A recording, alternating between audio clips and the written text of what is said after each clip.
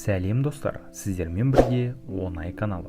Бүгінгі біздің тақырыбымыз геморройдың шығуына себеп болатын 7 жағдай туралы болмақ. Геморрой бұл жылдар бойы мазалайтын жағымсыз және нәзік дерт. Ол кез келген адамда кездесетін ауру болып келеді. Оның пайда болуының нақты себебі жоқ. Геморрой тұқым қуалайтын дерт болып табылады. Оны халық әдісімен емдеу мүмкін емес. Тек қана дәрігердің нұсқауымен ғана дәрі-дәрмектердің көмегімен емделу қажет. Сонымен геморройдың себептері. Геморрой бұл төменгі ішектегі қан тамырлары шиеленісуінен пайда болады. Тамырлардың жұмысы бұзылған кезде қан өзгеріп, қабыну болады. Осының салдарынан түйіндер қанға толып, ұлғаяды және геморройдың алғашқы белгілері пайда болады. Жағымсыздық сыйлайтын дерттің пайда болуына келесі себептерде өз әсерін тигізуі мүмкін. Бірінші, іш қату. Диеталық тамақтар созылмалы стресс, аз қозғалыс, аз қорыту жолдарын бұзып, ішектің жиырылуына әкеледі. Үлкен дәрет уақытылы шықпаған кезде тік ішек аймағында шамадан тыс қысым пайда болады. Ал егер іш қату созылмалы болса және жиі бұзылса, бұл геморройдың дамуына әкелуі мүмкін. Гиподинамия.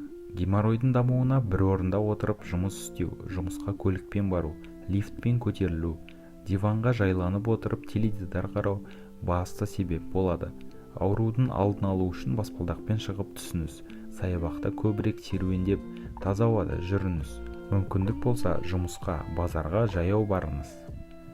Диета ұстау. Сіз қандай да бір дерттің алдын алу үшін, емделу үшін, артық салмақ тастау үшін диета ұстайтын болсаңыз, онда жейтін тамағыңыздың құнарына өте мұқият болыңыз. Тұтынатын тамағыңызда талшық жеткілікті болу керек. Ал тез дайындалатын тағамдар, фастфуд, дәмдеуіштер, кофе және алкогольді шектегеніңіз жөн. Бұл да геморройдың өршуіне себеп бола алады. Жамбас мүшелеріндегі ауру. Әйелдер мен ерлерде бірдей кездесетін жамбас мүшелерінің қабынуы геморройға әкеледі. Тіпті толық жыныстық қатынастың болмауы, отырықшы өмір салты болуы мүмкін. Жүктілік және босану. Геморрой жүктілік кезінде және босанғаннан кейінгі әйелдерде жиі кездесетін мәселе болып табылады. Ауыр физикалық еңбек.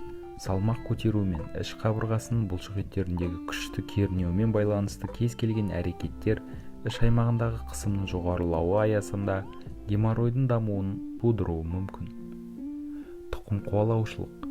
Егер туыстарыңызда геморроймен ауырған науқас болса, атадан балаға өтілуі заңдылық. Бұл жағдайға тап болмау үшін сақтану ережелерін қатаң орындау шарт. Ал геморрой бар екенін қалай білеміз? Егер ауырсыну көп болса, онда міндетті түрде дәрігердің кеңесін алыңыз. Ішкі геморроймен түйіндер тік ішекте орналасады, сыртқы жағынан көрінбейді. Бұл жағдайда науқас ұзақ уақыт бойы ауру туралы білмеуі мүмкін. Геморройды қалай емдеуге болады? Геморройды емдеуді тек клиникалық көріністі геморройдың сатысын және қосымша факторларды бағалайтын маман ғана жүзеге асыруы керек. Сондықтан осы нәзік аймақта қандай да бір күдікті белгілер пайда болса, тік ішектің ауруларын емдейтін проктологпен кеңесуге кеңес береміз. Геморройды емдеу тек хирургиялық әдістермен ғана емес, сонымен қатар препараттармен де емдеуге болады. Науқас маманға неғұрлым тезірек жүгінсе, тек дәрі-дәрмекпен тиімді емдеу соғұрлым жоғары болады. Геморрой бұл жылдар бойы мазалайтын жағымсыз мәселе. Дегенмен, дәрігерге тезірек жүгінсеңіз, емдеу оңай әрі нәтижелі болады. Өз ойларыңызбен видео астындағы комментарийде бөліссеңіздер болады. Сіздермен болған оңай каналы. Келесі кездескенше достар.